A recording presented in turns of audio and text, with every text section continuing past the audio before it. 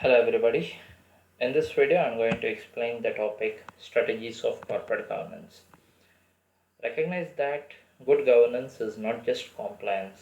It means that following the principles of corporate governance, it, it is not only the only one factor regarding corporate governance. ಅಂದರೆ corporate ಗವರ್ನೆನ್ಸ್ಗೆ ಸಂಬಂಧಪಟ್ಟಾಗೆ but ಈ rules and ರೆಗ್ಯುಲೇಷನ್ಸ್ನ follow ಮಾಡೋದು ಅಷ್ಟು ಮಾತ್ರ corporate ಅಥವಾ good governance ಅಂತ ಹೇಳಲಿಕ್ಕಾಗಲ್ಲ ಅಂತ ಆ ಪಾಯಿಂಟ್ ಹೇಳುತ್ತೆ. Say for example in respect of your college, ಈಗ ಕೆಲವೊಂದು ರೂಲ್ಸ್ ಆ್ಯಂಡ್ ರೆಗ್ಯುಲೇಷನ್ಸ್ ಇದೆ. That is you are suppose to come in uniform at 9:30 you have to be in class. You are not suppose to bring your mobiles.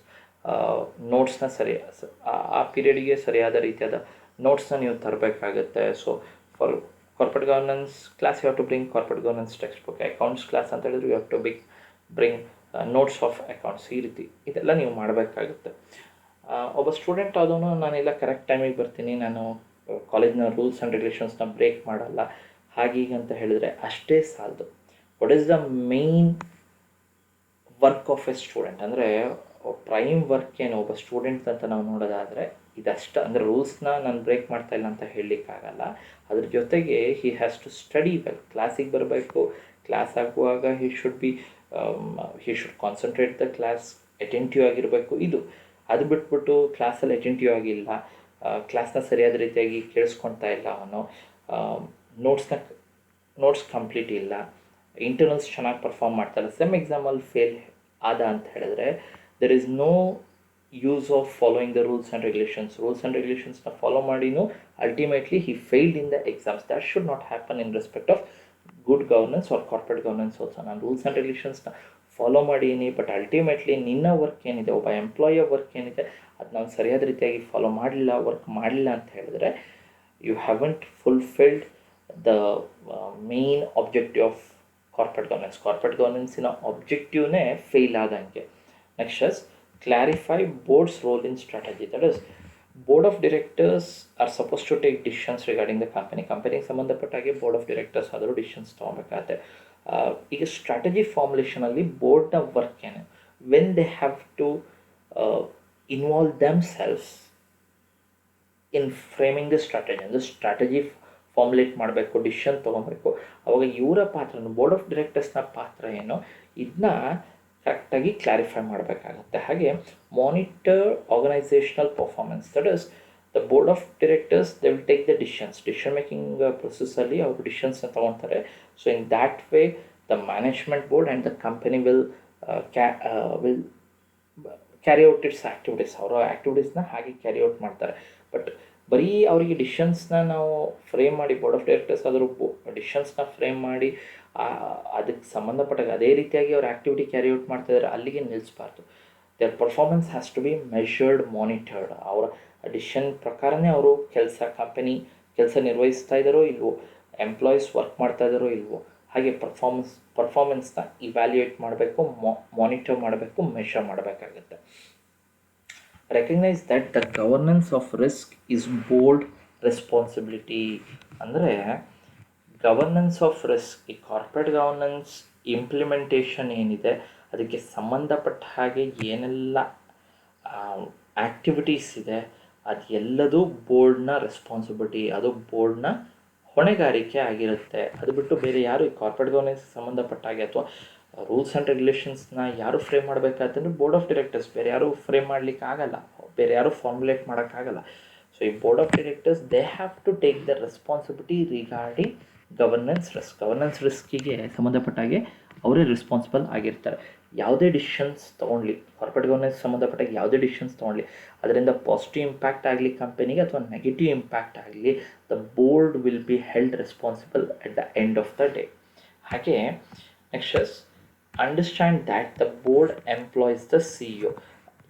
ಯಾರು CEO appoint ಮಾಡ್ತಾರೆ ಅಂತ ಹೇಳಿದ್ರೆ it is the board of directors. CEO stands for chief executive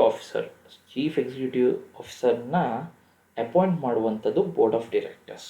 next ensure the directors have the information they need. ಅಂದರೆ ಡೈರೆಕ್ಟರ್ಸಿಗೆ ಯಾವುದೆಲ್ಲ information ಬೇಕು, why they require information to monitor how the company is performing.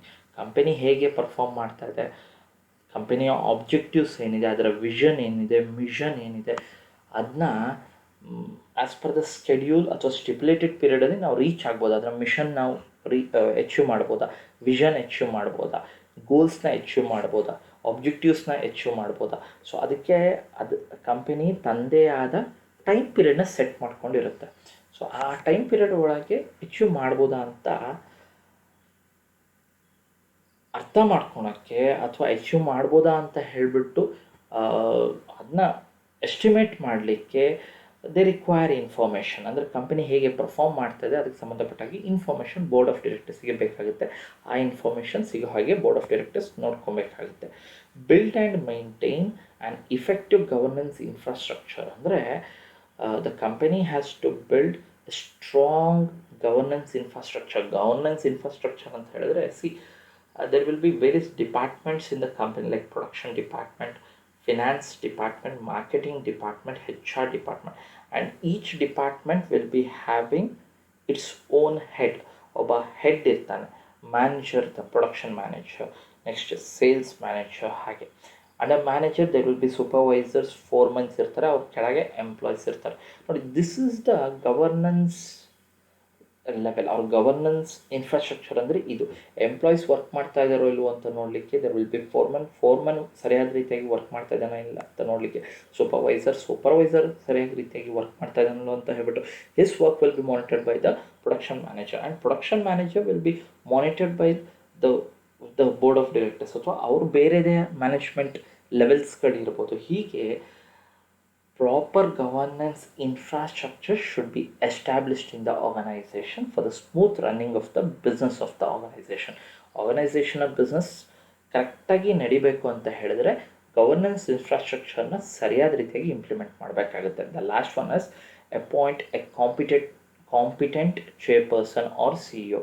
ಅಂದರೆ ಯಾರು capable ಇದ್ದಾನೆ, who is having the calibre, the required skills, highly knowledgeable, who has the expertise, who is having lot of experience in the field of business. ಯಾರಿಗೆ particular field of ಬಿಸ್ನೆಸ್ಸಲ್ಲಿ experience ಇದೆ, who is expertise in the field of business, ಹಾಗೆ who has the required skills, knowledge ಯಾರಿಗಿದೆ, calibre ಯಾರಿಗಿದೆ, ಆ ರೀತಿಯಾದಂತಹ CEOನೇ ನೇಮಕ ಮಾಡಬೇಕಾಗುತ್ತೆ. It will always be beneficial for the ಕಂಪನಿಗೆ ಅದರಿಂದ ಬೆನಿಫಿಟ್ ಸಿಗುತ್ತೆ. He will share his knowledge among other people in the organisation. ಅಂದರೆ ಈ ಆರ್ಗನೈಸೇಷನಲ್ಲಿರುವಂತಹ ಬೇರೆಯವ್ರ ಜೊತೆಗೂ ತನ್ನ ನಾಲೆಜನ್ನು ಶೇರ್ ಮಾಡ್ಕೊತಾನೆ. So these are the strategies in respect of corporate